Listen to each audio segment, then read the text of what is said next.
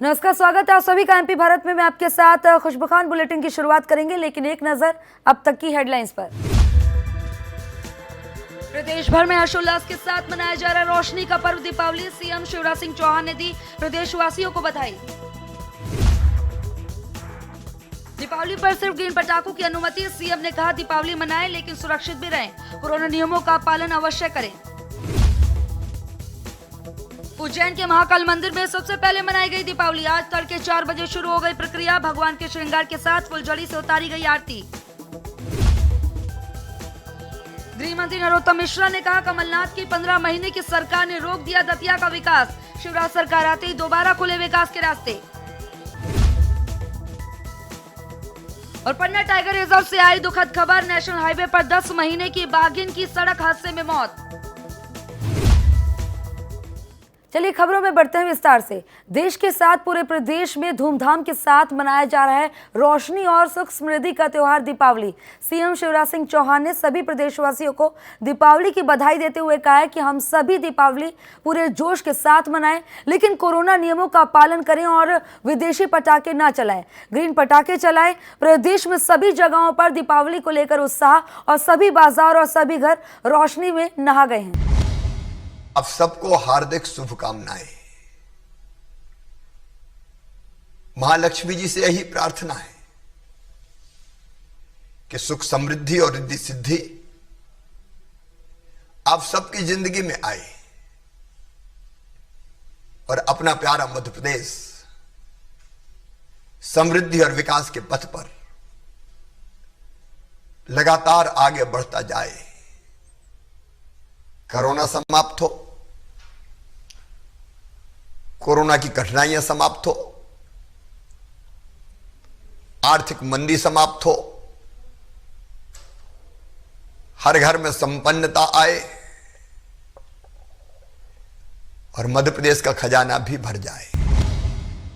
तो वहीं सीएम शिवराज सिंह चौहान ने दीपावली के उपलक्ष्य में कहा है कि इस पावन पर्व पर जनता ने हमें अद्भुत जनादेश दिया। उनका जनादेश हमारे लिए आशीर्वाद है। मध्य प्रदेश मेरे लिए मंदिर का स्थान रखता है और प्रदेश की जनता मेरी भगवान है। एक अभूतपूर्व जनादेश, एक अद्भुत जनादेश मध्य प्रदेश की जनता ने 10 तारीख को हमें दिया है। मैं अभिभूत हूं और अपनी जनता को प्रणाम करता हूं, इसी संकल्प के साथ कि मैं कहने के लिए नहीं कहता कि मध्य प्रदेश मेरा मंदिर है, उसमें रहने वाली जनता ही मेरी भगवान है और उस जनता का पुजारी शिवराज सिंह चौहान है। ये मैं अंतर आत्मा से कहता हूं और अपनी उसी जनता के लिए अपने जीवन को समर्पित करता हूं। तो वहीं सीएम शिवराज सिंह चौहान उपचुनाव के तुरंत बाद विकास पर केंद्रित हो गए हैं। सूबे की कानून व्यवस्था से लेकर हर क्षेत्र के लिए किए गए कार्यों की समीक्षा को लेकर सीएम ने नई कार्य योजना बनाई है, जिससे ये पता चल सके कि जिन योजनाओं की मंजूरी मिल चुकी है उनकी कार्य प्रगति क्या है और आने वाले 1 महीने में इस काम में कितनी प्रगति आएगी, ये भी पता लगाया जा सकेगा। मुख्यमंत्री शिवराज सिंह चौहान ने आदेश दिया है कि वो खुद संबंधित अधिकारियों के साथ हर महीने के पहले सोमवार को पिछले महीने की प्रगति की समीक्षा और अगले महीने का लक्ष्य निर्धारित किया जाएगा और फील्ड अफसरों की नियुक्ति सिर्फ काम के मेरिट के आधार पर होगी। सीएम ने कहा है कि विकास योजनाओं को लागू कराने के मामले में मध्य प्रदेश को देश में प्रथम स्थान पर लाना है।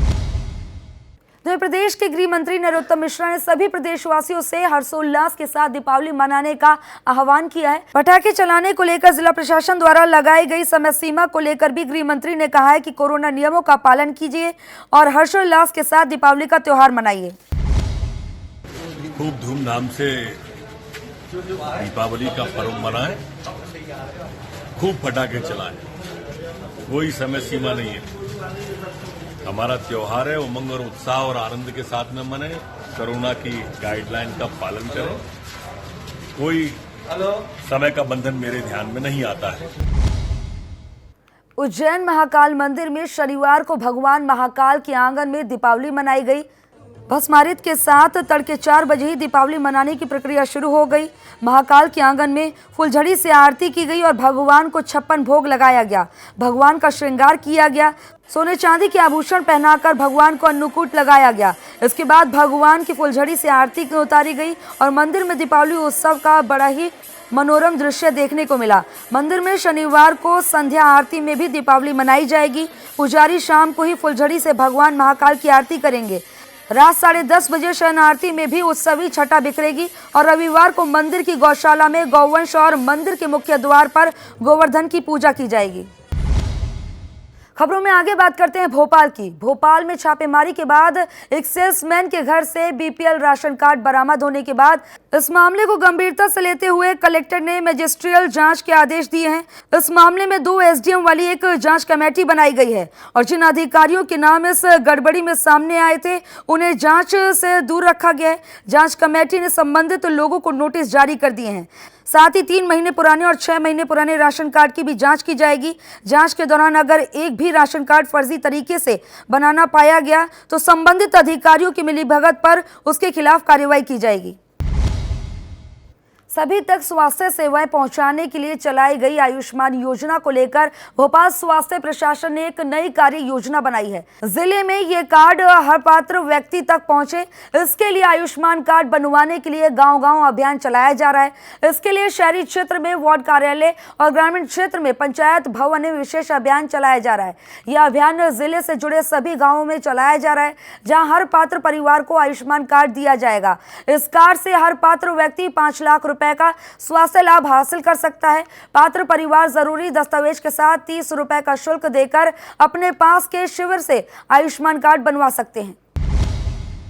पन्ना टाइगर रिजर्व के टाइगर की नेशनल हाईवे पर सड़क दुर्घटना में मौत हो गई और 10 महीने की मादा बाघिन की रात 10 बजे एक वाहन के टक्कर मारने से मौत हो गई। खबर मिलने के बाद टाइगर रिजर्व के फील्ड डायरेक्टर और डिप्टी डायरेक्टर समेत तमाम अधिकारी मौके पर पहुंचे। सड़क किनारे पड़ी बाघिन को गाड़ी में ले जाया गया। अधिकारियों ने इसकी जांच शुरू कर दिया, लेकिन 6 महीनों में पन्ना टाइगर रिजर्व में बाघों की मौत तेजी से बढ़ी है। अभी कुछ ही दिन पहले शिकारियों ने एक टाइगर की गर्दन और प्राइवेट पार्ट काट लिए थे और अब हादसे में एक बाघिन की जान चली गई है।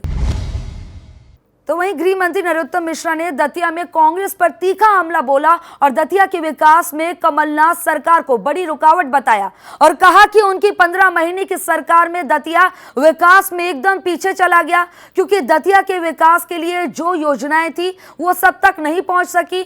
लेकिन शिवराज सरकार ने वापस आते ही एक बार फिर से दतिया के विकास की राह खोल दी है।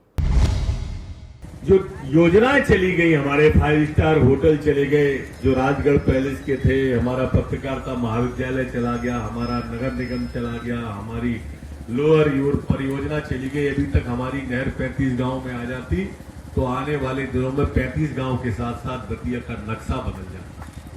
लेकिन उसके बावजूद भी, लॉकडाउन के पीरियड होने के बावजूद भी हमने दतिया के विकास में कोई कमी नहीं रखी। एमपी भारत में फिलहाल मेरे साथ इतना ही। देश प्रदेश की तमाम अहम खबरों के लिए देखते रहिए एमपी भारत।